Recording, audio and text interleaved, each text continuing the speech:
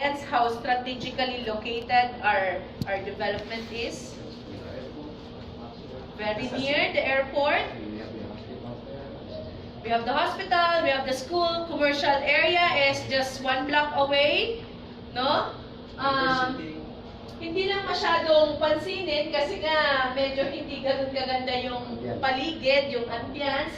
But of course, as you can see, no, as part of yung pagtangkilik ng government, naintindihan niyo ba yung term na tangkilik? Yan. Ng local government natin, pansinin niyo, di ba, there are a lot of mga major constructions of the roads. All roads leading to Mandani Bay, medyo gumaganda na siya. No? So, and ang maganda doon, surprisingly, very fast din yung construction. Diba? Even with, kasi si Mayor Kisumbing is really supportive even before. No? Kasi parang karamihan din ng mga VIP na pumupunta, bumibisita sa Mandaue, they make it a point na parang one of the tourist destination is etong si gallery natin.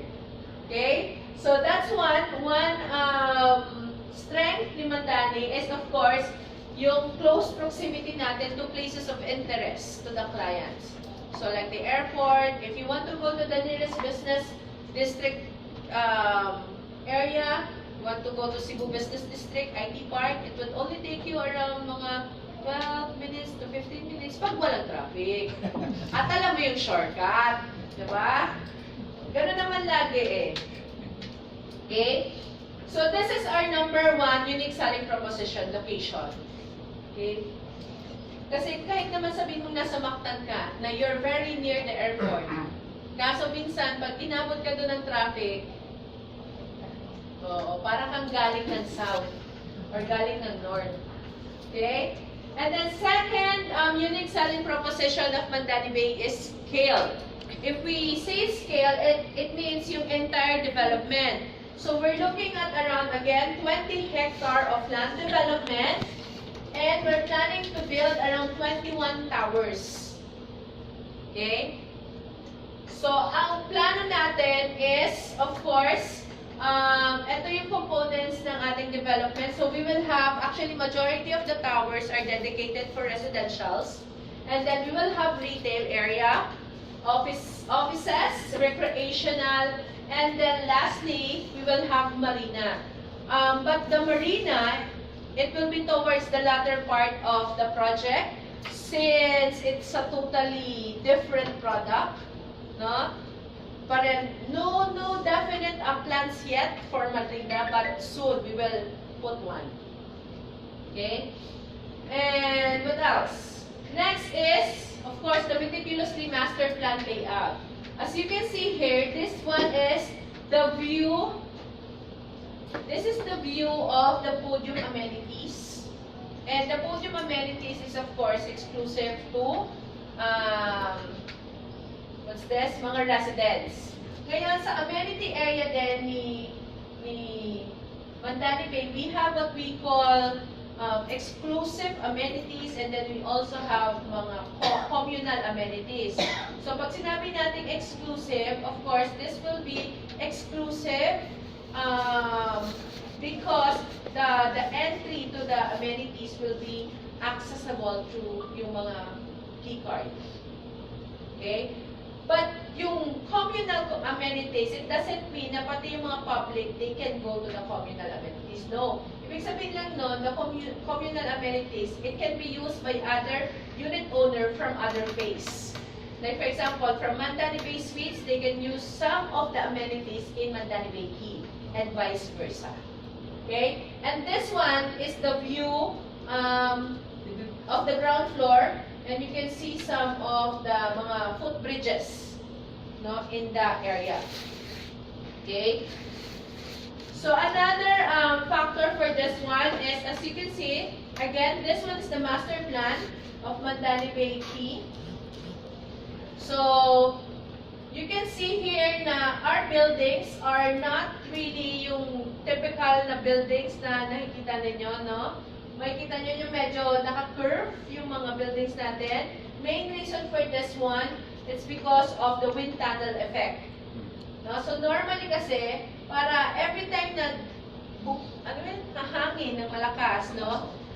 Ang tendency ng hangin, it can ventilate every corner ng project natin. Hindi yung tipong matatrap yung hangin sa isang portion lang ng project. So, that's one consideration during the planning stage of Mandani Bay. And another is, like for this one, since medyo marami-rami tayong buildings na makikita dito, you can see yung mga distances natin from one building to another, medyo generous din. No? There will be no issue of yung magkakaroon ng issue with privacy because we're looking at this one, from this tower up to this one, ang tinitignan nating distance niyan is around 96 meters apart. Ang closest distance is from tower 1 to tower 2, which is around 13 meters apart. Pero itong portion na to, wala namang issue dyan kasi this one will be closed off. So wall to wall siya. And then from tower 1 to the next phase, this one is around 39 meters. And from this tower to this tower, this is around 104 meters apart. So medyo malaki yung mga distances. Actually, pag kinumpute mo siya, di ba, we're looking at around 20 hectare of land development versus 21 buildings. So, pag kinumpute mo siya, parang roughly, nasa 1 hectare per building ang open space versus sa structure. Kasi mga 0.9999 something hectare. Gets? Unlike with other developers who are building multiple buildings in a less than 1 hectare of property. So we have generous spaces. And another, nothing noteworthy. Like for example, this one, napansin nyo? Ito yung portion ng building natin, side view. Makikita nyo, the buildings are not equal sa height. Bakit? One factor is that para yung ibang tower na nandito, mga inland na tower, they can still have a glimpse of the Bay Area or of the City Mountain view. But of course, not all. Some portion of the tower can have the view of the sea or of the mountains. And then, another is, let's say for example, yung araw, sun shading. No? Yung sun shading niya para every time na wherever man kung nasan yung araw, any time of the day, hindi 100% ng project is exposed to sunlight. So there will be portion of the project that is exposed to the sunlight, and then the other part of the project will have shades. So yun yung mga consideration during the master planning of the entire Mandani Bay project. And aside from that, we also have zoning. Zoning, pagdating dun sa retail part ng development natin. So the retail area will be located at the ground floor and second floor. Of course, the retail is open to the public. Okay? Kasi magkakaroon tayo ng segmentation or zoning for the retail. So we'll have a food street. Pag sinabing food street, of course, lahat ng makikita mo dyan na store locators are restaurants, no? So anything that involves food. And then for cultural district, for sure, ito yung mga parang events, or something that promotes culture. And then art district, ayan. So yun na yung mga furniture, siguro mga finishings sa bahay, and mga souvenirs. And then for High Street, this is where the a heaven for shoppers. Lalo na yung mga girls na if you want mga fancy items, no, accessories, you can find it here. So parang we will have, it's a combination of parang green belt. Are you familiar with green belt in Makati? Yung nandun lahat ng mga high-end na mga items. So, parang gano'n. Okay? So, that is the meticulously master planned layout. Then, we also have number 4, unique selling proposition of Mandani Bay is the element of water. So, 1, magkakaroon kasi tayo, one of the major parang public area natin will be the boardwalk. So, sa boardwalk natin, we're talking of around 500 meter unobstructed view ng Mactan Channel. And the boardwalk will be one of the prioritized area na soon to open to the public. Kasi yearly, no, since we've opened Mandani Bay, we have been hosting yung fluvial parade na parang may viewing area dito. So the boardwalk will significantly, di ba, give us a better view of the fluvial parade every year. No? And actually, they are starting to parang to check, no, if they can build the boardwalk. Bakit? Kasi the technical team has tested the seawall. Kung ano na ba ang condition ng seawall. Kaya ba niyang i-accept yung pag-build natin ng boardwalk o hindi. Actually, when they found out, when they tested the seawall, medyo kaya naman. Pero parang hindi sila ganun ka-confident na it will last long. So, ang ginawa nila is they were going to back the seawall. So, ang ginawa nila, instead of, ang tawag dito, going for the natural outline ng seawall natin, ang ginawa nila is nag-extend sila ng konti para, alam mo yon, to support the existing seawall. So, ang tendency ngayon yung boardwalk natin, mag-extend din siya. So, medyo mas lalaki yung boardwalk natin. So, it will be a bigger and better and bolder boardwalk for Mandani Bay. And again, actually, portion din ng tubig is, we have the rights. Meaning, portion ng Mactan Channel. A certain portion. So, ibig sabihin nun, yung mga vessels na malalaki na dumadaan sa Mactan channels, they are not allowed to pass through that portion. So, medyo may area tayo na talagang exclusively used for Mandani lang. Okay? Kasi nga, ang next na nakaabang dyan is the marina. Yan. Okay? And then aside from that, of course, definitely if you're going to open this area to public, then dapat may mga parang retail area din dito sa likod. Like for example, mga concessionaires, no, for the food and other mga knick-knack stores and retail dito din along this area. Okay, so that is the element of water. Next is embracing nature. So basically, all of the open spaces ni Mandani Bay will be landscape, no? Para mas ma-feel natin na hindi naman tayo sobrang concrete jungle. Okay, so all the pavements, mga major streets and thoroughfare ng Mandani Bay will be landscape. So one major tawag dito,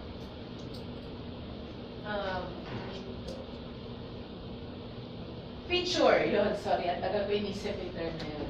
Well, major feature of Mandani Bay is what we call the Green Promenade. So the Green Promenade stretches to the entire, yung length ng project. So ang plan for the Green Promenade is, it would be something like, similar to the Central Park in New York. Are you familiar with Central Park? So parang, it's a jungle in the city. So parang ganun, but hindi of course jungle This one, the Green Promenade, this will be exclusive for pedestrians only. Meaning, no vehicle are allowed to pass through this area. I think yung mga bicycle pwede. Kasi parang maglalagay sila ng mga poste. Oo, so makakalusot pa rin yung bike doon. No? So, ibig sabihin, walang pollution. So, if you want to do jogging, or if you're training for a marathon, or triathlon, or whatever, you can do it here, unobstructed. Okay? So, we're looking at around 300 meter long and around 40-meter wide. So this is roughly 1.2 hectare of open space as our park here in Mandani. This one is open to the public, of course. This is on top of the amenities and the open parks in the podium amenities. Exclusive for residential. Okay?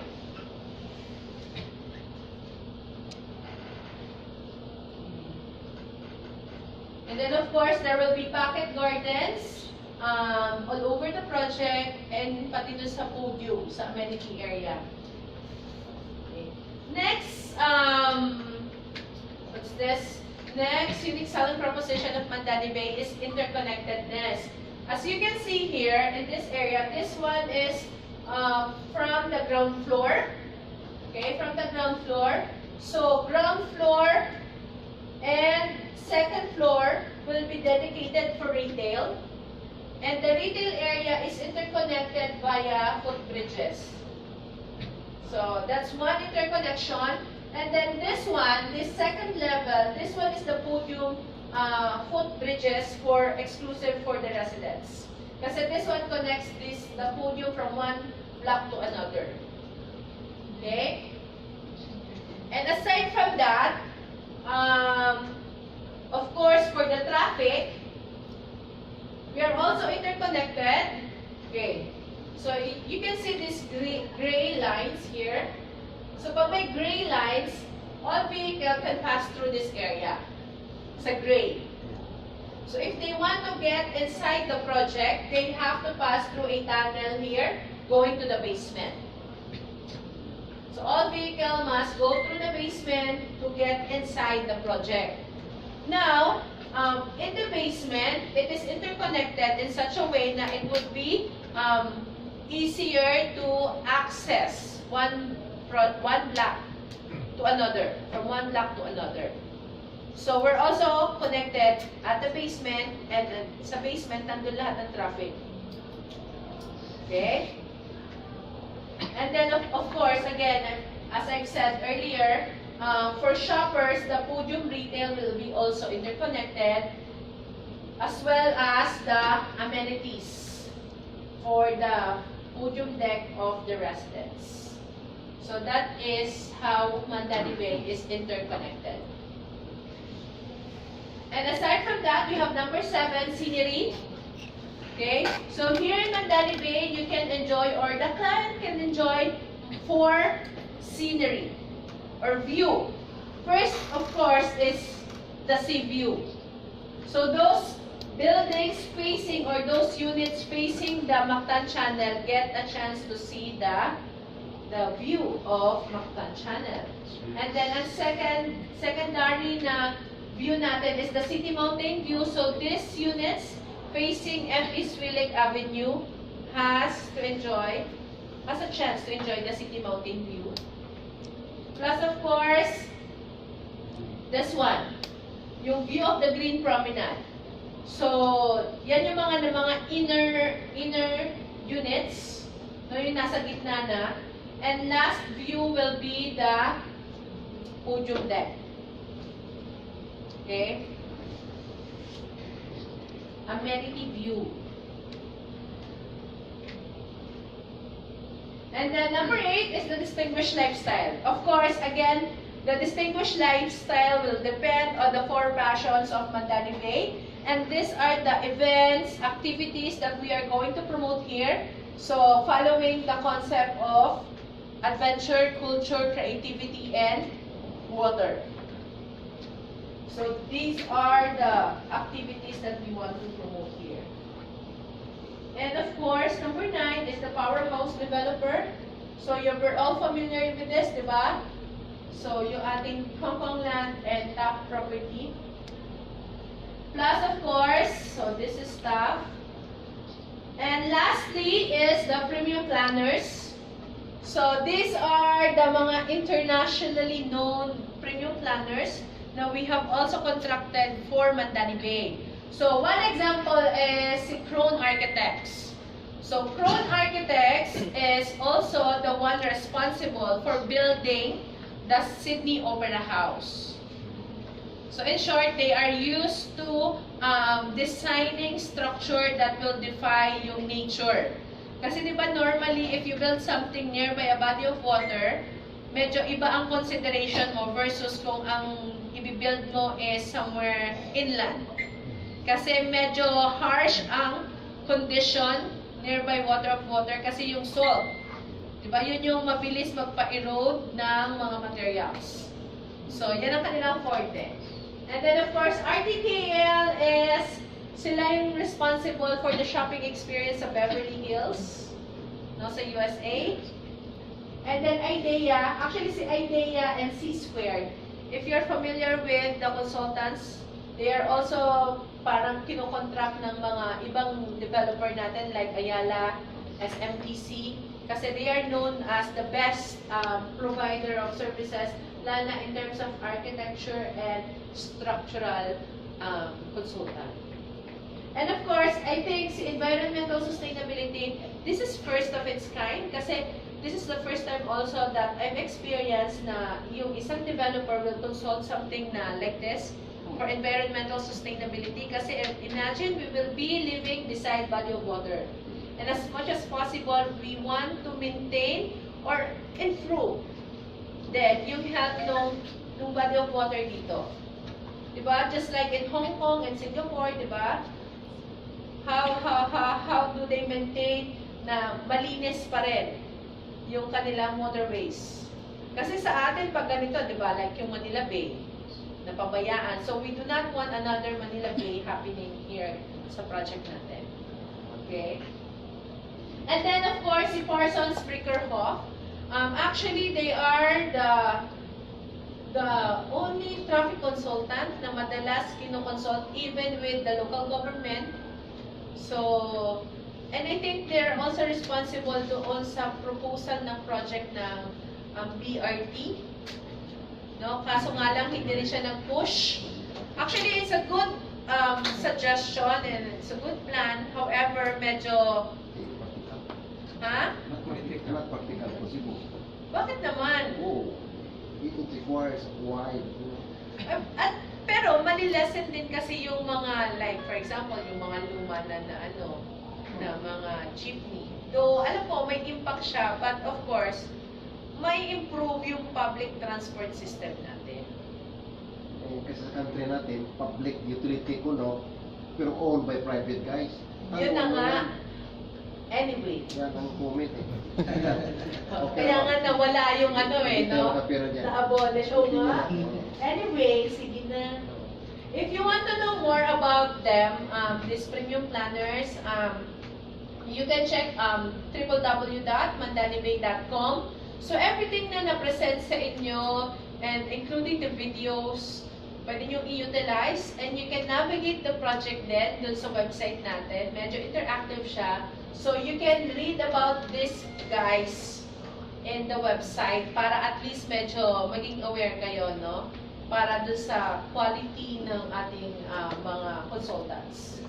Okay? And of course, to recap the Mandani Bay top 10 unique selling proposition. Of course, number 1 is premium location. Number 2 is scale.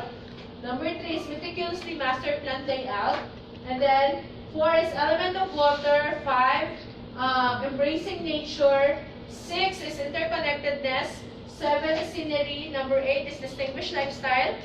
And then number 9 are premium planners. And then last is, of course, the premium planners, powerhouse developer na pambaliktad ko.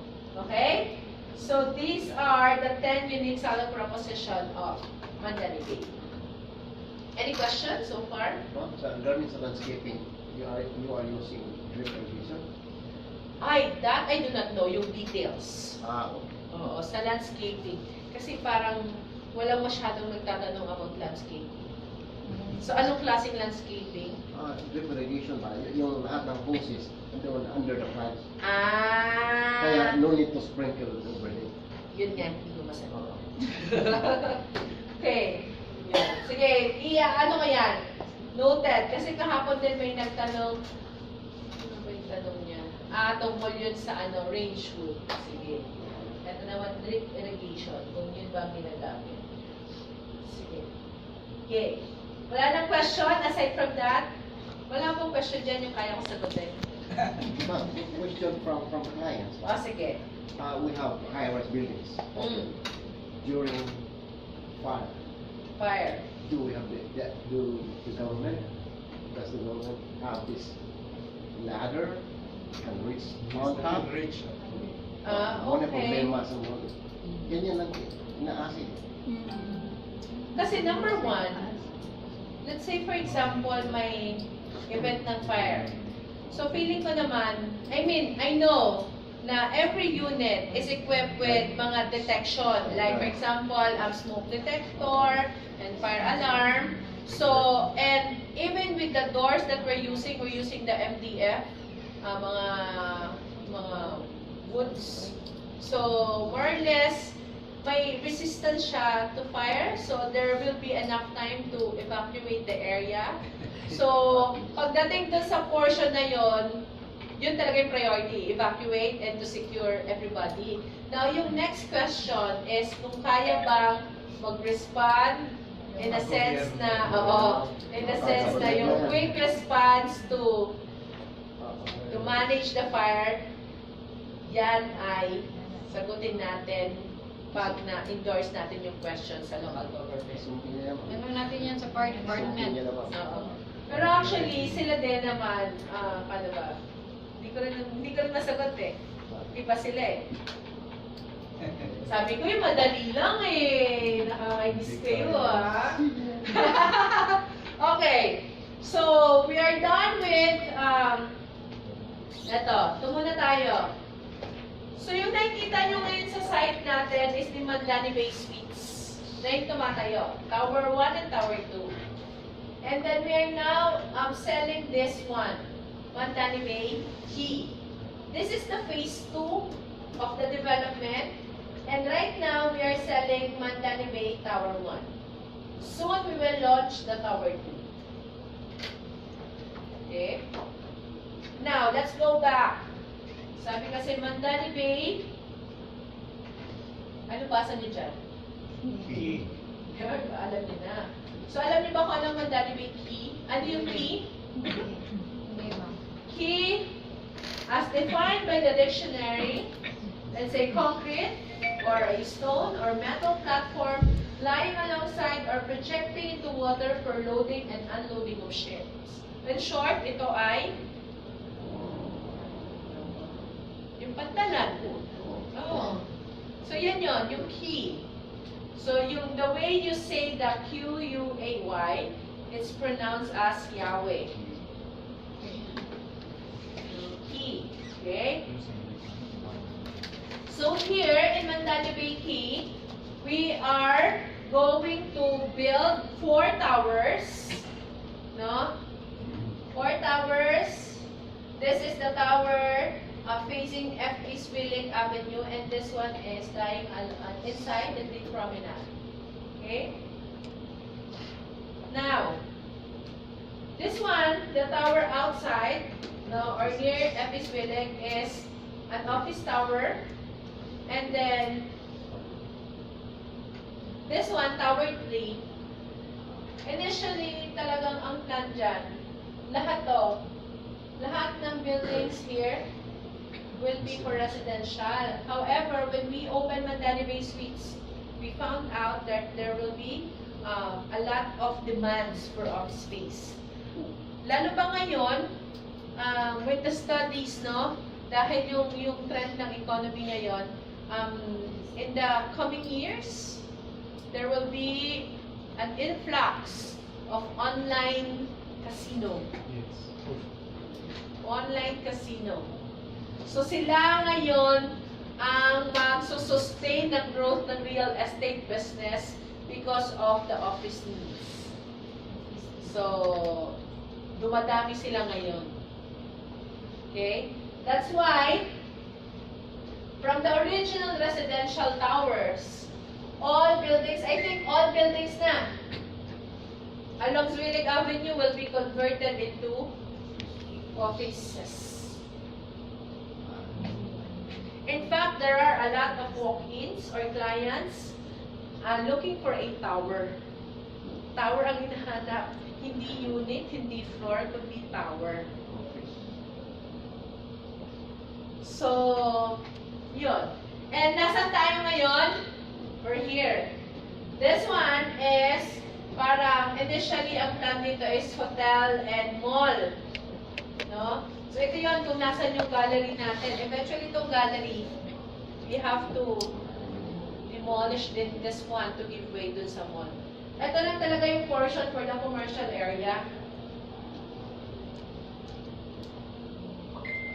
So, dahil nga ang demand ng market is office space, then magko-convert tayo.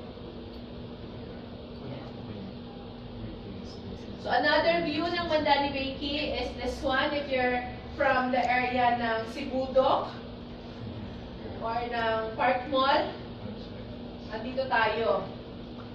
This area. This is Mandani Bay Key, office tower, or tower 4, tower 3, tower 1, and tower 2. Okay. And then of course, this one is the distances from one building to another. So I'll show it na lang lahat para so we have generous spaces, no, from one tower to another. Again, so kung magkatapat man kayo, malabo pa rin kayo magkakitaan. No? This one, ang pagitan nito is yung kalsada. Okay. The way then na i-build natin yung mga buildings natin is, let's say for example, this one is the podium development and this is the ground floor, yung green promenade. So our building will start be rising at this point. So hindi tayo nakasagad doon sa podium. Kasi pag nakasagad to sa podium tapos ikaw from green promenade looking up, you would feel as if na parang baka mag-collapse. Di ba yung parang nakakalula? So, para in this case, may open pa rin siya. No, may space siya and mas maaliwalas yung magiging aerial view natin. Okay. Now, let's proceed with the facade ng building natin. So, this one is tower 1 and this is tower 2. Okay, so para magkaroon kayo ng idea, ano yung zoning ng ating tower. Okay, so for tower 1, so we have one basement lang kasi, bakit one basement lang? Natural elevation ng property na to before development is around 2 meter above sea level. And then the management decided na we should elevate at least additional 2 meters. So pansinin niyo pag galing kayo sa FB Suilig, medyo may konting elevation. So of course yung purpose niyan is para kung may mga, let's say, storm surge or bagyo, though hindi naman tayo directly affected noon kasi bago pa pumunta yung storm surge sa atin, tsunami or whatever, mapibreak na siya ni Mactan. No? Siya kasi yung mas exposed. Okay? So, ang tendency niya, pababa siya dito sa Suilig area. So, walang baha sa atin. Ang magkakaroon ng baha, yung area na pamunta ng Park Mall, pamunta doon. Okay? So, we have one basement. So, sa basement, again, nandun yung traffic, and part of that area will serve as residential parking. Okay? So, there will be 1, 2, 3, 4 level of parking. No, this one is, ang bilang kasi niyan is 1, 1, 2, 3. And then, yung 4th level, actually wala tayong number 4, level 4. Diretso to sa 5th level. So, sa 5th floor, dyan makikita yung amenities, and dyan magsisimula yung mga units. Okay? So, we have 1 level of parking for retail, and then 2 level, of course, additional parking area for residential. So, there will be 4 level of parking area, 1 for retail, and then 3 for residential. Okay? So, the unit will start at the 5th floor,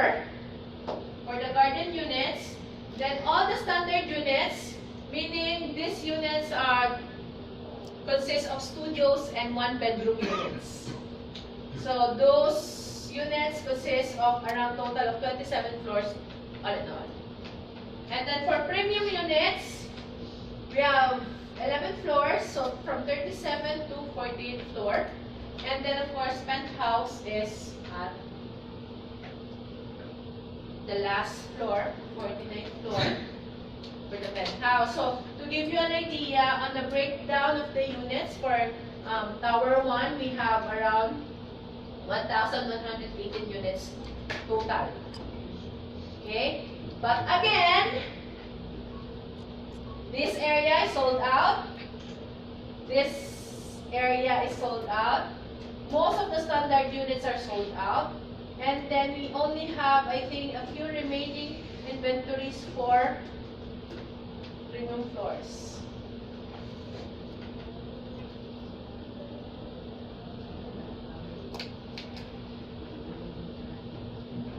So 2020 and for longer 2022. 22. Oo, yung 2020 yung Mandani Bay Suites.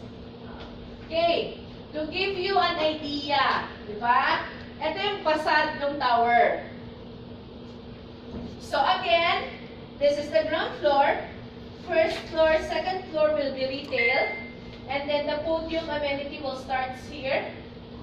And then all standard units will be from this portion up to here. And then all the black portion will be the premium plus of course the penthouse. Bakit ba standard to, tapos itong premium? Anong purpose? I mean, bakit? One reason is, lahat ng mga standard units na colored white, ito kasi, natatakpan siya nung Tower 2 ng Mandani Bay Suites. In short, wala siyang view ng bay. Ngayon, itong portion na to, kung nasaan yung premium floors, dito ulit mag-start yung view ng Mactan Channel. Yes nyo? Kasi sa Tower 2 ng Mandani Bay Suites, it's around 25 floor yung Tower 2. Ngayon, what to expect sa Tower 2 ng Phase 2? What to expect? Based on drawing. Wala kasi. View na.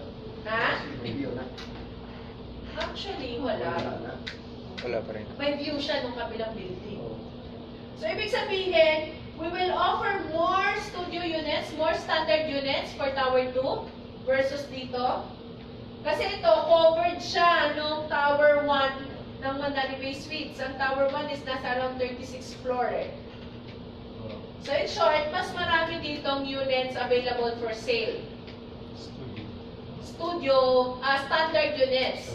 So, pag standard units, yan yung mga studio with balcony, one bedroom with balcony. So, mas marami tayong inventaryo na expect sa Tower 2. And then, etong portion, tatlong level lang yung premium. Kasi ito lang talaga yung may view ng sea. Gets nyo na? So, alam nyo na kung anong i-expect nyo for Yeah. Tower 2. 2 bedroom and now yun. Mamaya, may papakita ko mga itsura ng mga premium floors natin.